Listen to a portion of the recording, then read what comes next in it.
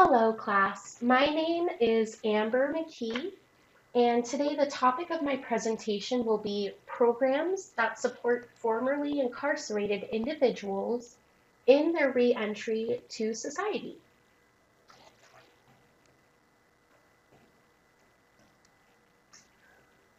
Over the past several decades, the goals of the penal system in America have shifted from a focus on rehabilitation to a focus on punishment. Cedar and Cadella discuss this change in their article and provide several examples that demonstrate this shift of attitudes in the prison system. For example, early in the 1990s, parole boards were widely used to help review inmates' cases and determine their readiness to re-enter the community. The modern-day penal system, however, places less emphasis on the rehabilitation of inmates and more on punishing them for their crimes. And as a result, funding for programs to assist inmates was reduced. Many inmates now are being released into their communities without the support of a parole board to offer supervision and resources to help them acclimate to society.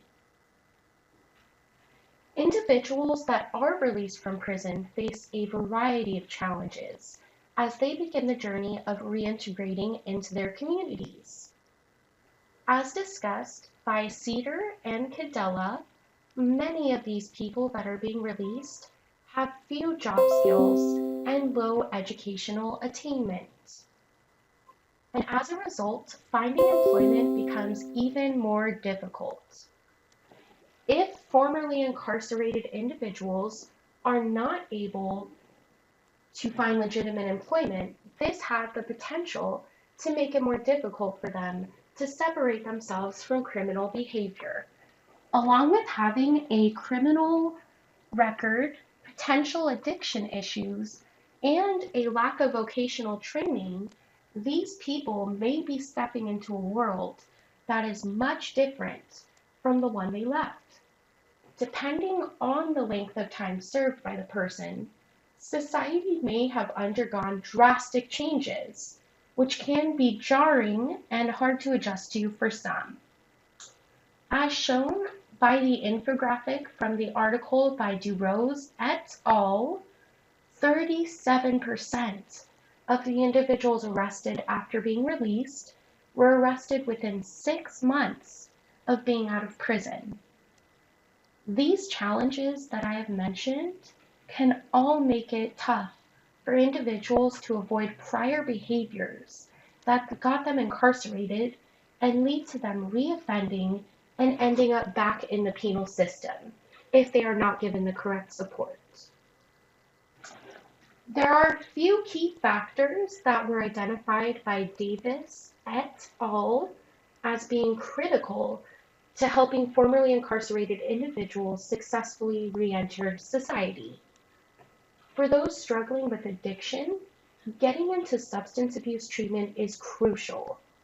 Especially after being released from prison, these individuals will need support to overcome addiction issues and ensure that they do not violate the law or harm themselves or others. Support from family members and forming strong bond between family members is also an important way to help individuals avoid criminal behavior after being released. Those with stronger family ties have been shown to be less at risk to succumbing to peer pressure from people suggesting they participate in illegal activity. Davis et al. Discussed in their study the benefits of employment can also help newly released individuals abstain from crime and avoid being reincarcerated. Holding a steady job can help formerly incarcerated individuals build relationships with positive influences like their coworkers, along with getting them used to expecting their checks each payday. This routine from a reliable and legal employment source can be very beneficial in assisting with the acclimation process after being released from prison. When combined together, these factors can enable formerly incarcerated individuals to be productive and law-abiding members of their communities and help them avoid ever being part of the penal system again.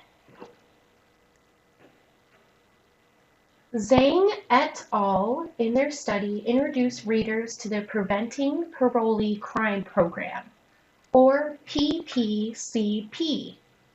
The PPCP was developed by the California Department of Corrections to assist parolees in re-entering society successfully. This program partnered with numerous organizations that provided a myriad of services to help individuals on parole acclimate to life outside of the penal system and to become productive members of the community. Education was one of the services offered in this program, and individuals that participated in the PPCP were given the opportunity to expand their literacy and mathematics skills through courses offered in computer labs through the Computerized Literacy Learning Center, or the CLLC. Along with the educational curriculum offered, participants of the PPCP were offered employment workshops to assist them with securing employment. Substance abuse treatment was also provided for those in the PPC program that needed these services, and there were different types of treatment programs offered that differed in both length and intensity. Finally, housing assistance was offered to those in the program that were homeless. These temporary housing programs were meant to help with the transition into independent living by giving individuals a stable residence and home base in which to attend programs and attain the needed skills to reintegrate into society. In the study by Zhang et al., they compared parolees that chose to participate in the PPC program with others that did not enroll. And it was found that the PPCP program helped to reduce recidivism. In fact, the recidivism rate for PPCP participants was actually 8% lower than the group of non-participants. Overall, those that had higher levels of engagement in the PPCP program had even lower chances of reoffending. The results from this study support the idea that programs such as the PPCP are essential for individuals that are being released from prison, and they are necessary to give these individuals the tools to be successful, law-abiding citizens.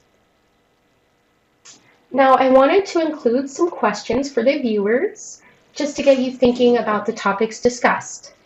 The first question: why do you think programs such as the PPCP are not more widespread?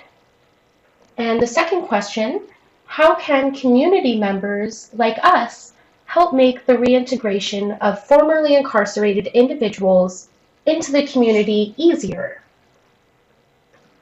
Now, I want to thank everyone for viewing my presentation today, and I hope you all have a great rest of your semester.